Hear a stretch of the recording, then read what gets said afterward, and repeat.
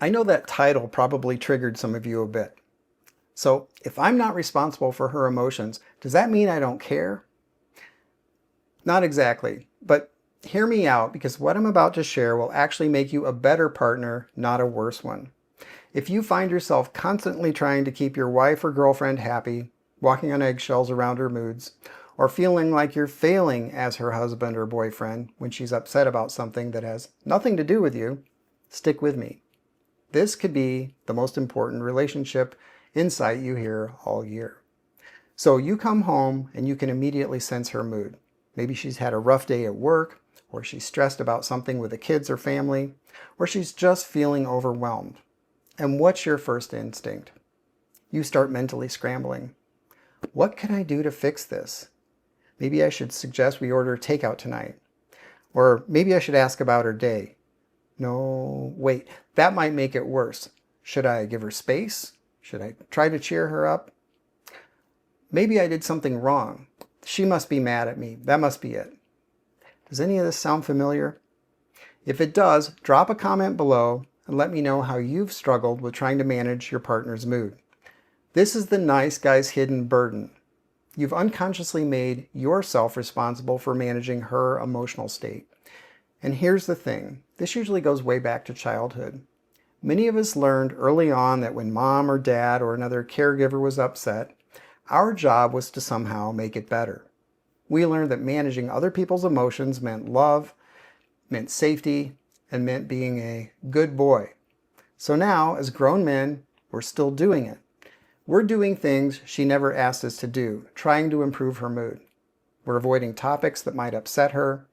We're taking responsibility for her bad days. Some of us may even have fantasies of rescuing her. If I just do X, Y, and Z perfectly, then she'll be happy. But here's what's happening. She gets upset, you feel responsible, you try to fix it.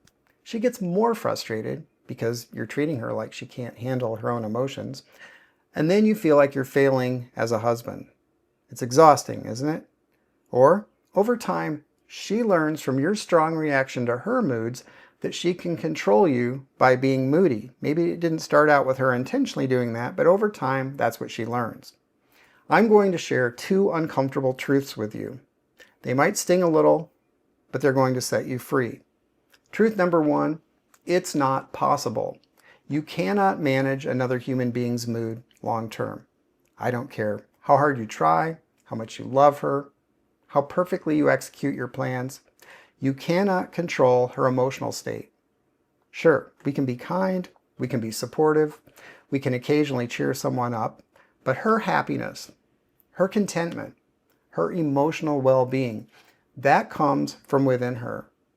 Her emotional state is influenced by her hormones, her past experiences, her work stress, her relationships with family and friends, her sleep, her health, heck, things that happened 20, 30, 40 years ago that you might not even be aware of. Dozens of factors that you have absolutely zero control over. Truth number 2, it's not your responsibility. And here's the kicker. Even if you could control her emotions, it wouldn't be healthy for either of you. When you try to manage her mood, you're not actually caring for her. You're caretaking. And there's a huge difference. Caretaking treats your partner as fragile, as incapable, as someone who can't handle her own emotional life. It's actually disrespectful if you think about it, even though it may feel like love. Caretaking creates unhealthy dependence. It stunts her personal growth because she doesn't have to develop her own emotional resilience. And here's what really hurts. It makes you dishonest because you're not really trying to serve her needs, even though you may convince yourself you are. You may truly care about her, but you're actually trying to manage your own anxiety about her being upset. Think about it. When she's upset, how do you feel? Anxious? Uncomfortable? Like you need to do something? That's your own emotional discomfort driving your behavior, not genuine care for her. So, what's the alternative? How do you show love and support without falling into this trap? Well, the answer is learning the difference between caring and caretaking. This is all about boundaries. Caretaking looks like taking responsibility for her emotions, doing things without being asked. avoiding difficult conversations to somehow protect her, feeling anxious when she's upset, and believing you can somehow fix her problems. Caretaking is enmeshed behavior. The lines between the two of you become blurred. Caring, on the other hand, looks like being emotionally supportive with boundaries. It means knowing where you end and she begins. It means you can support her without taking ownership of her struggles. And here's a reality check that might be hard to hear. You cannot and should not try to meet all of her needs. If you're watching this, I'm really speaking to men who are with women just based on my own experience, but may apply in other scenarios. You're a man, not a woman. She needs things from her female friends, from her family, and from other relationships in her life that you simply cannot provide. And that's not a failure on your part. That's reality. It's normal social behavior for her to seek out things from them she cannot get from you. Likewise, she cannot and should not try to meet all of your needs, nor should you expect her to. This is why men really need connection with other men, even though most of us don't do a good job staying connected with other men as we get older. So, this doesn't mean you abandon her when she's struggling. In fact, my wife doesn't usually have bad weeks, but if she does, I'll check in with her. Hey, you doing okay?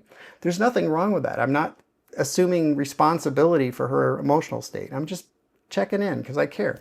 It means you understand your role. You can be a safe, supportive presence without being her emotional manager. If this video is adding value so far, I greatly appreciate your support by liking the video. I am trying to grow this channel so I can reach more men who could benefit from these messages. Thank you. So what does this look like practically? Let me teach you a skill that will transform how you show up when she's upset. It's called active listening. And if you do this mindfully, you'll be able to be a safe, supportive space for her while you stay in your own lane. And here's the framework. Step 1, listen without judging or preparing your response. She wants to tell you something about something that happened, something she's upset about. Your job is to listen to what she's saying without judging it and without thinking about what you're going to say back. Just let her talk, as hard as that might be. However she feels is how she feels. Her feelings are valid even if you think you'd feel differently in the same situation. Don't evaluate whether her reaction is right or wrong in your mind. So, to put it bluntly, just keep your mouth shut and don't judge her. Step 2, ask her to tell you more. Help me understand what that felt like for you. What was the hardest part about that? This isn't like becoming a psychologist. You're just being curious. Try to truly understand what she's struggling with. And if you think about it from the standpoint of genuine curiosity about her experience, it'll be much easier to just ask another question just because you want to know. Step 3, reflect back what you heard. So, it sounds like you felt really upset when that happened. Let me make sure I understand. Say it back to her to make sure you've got it right. And you're not just repeating back to her what she said. You're showing her that you're really listening. Step 4, acknowledge her experience. Wow, that sounds really frustrating. I can see why you'd be upset.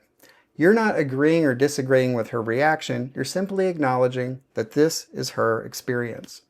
Step 5, which often isn't even necessary, but I'm going to add it in there, ask her what she needs. So, are you looking for advice? Did you want my feedback? Or are you just need to talk and you just want to vent right now? What would be most helpful?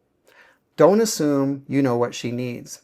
The thing is, most women will ask you for your opinion if they want it. They'll say something like, well, what do you think? That's an invitation to say what you think. Otherwise, just listen and see how she responds to that. And here's why this works. She feels seen and heard. You stay in your lane while being genuinely supportive. And you don't give advice unless she actually asks for it. Because here's what typically happens, in general.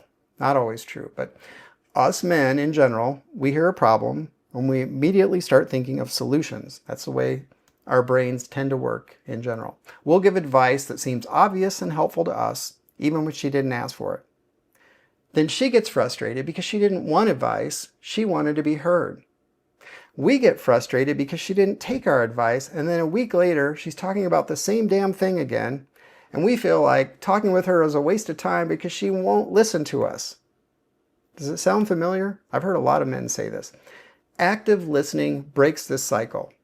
If you remember nothing else from what I just said, and you're like, oh, 5 steps, that's too much. It's actually not that hard, but just remember this.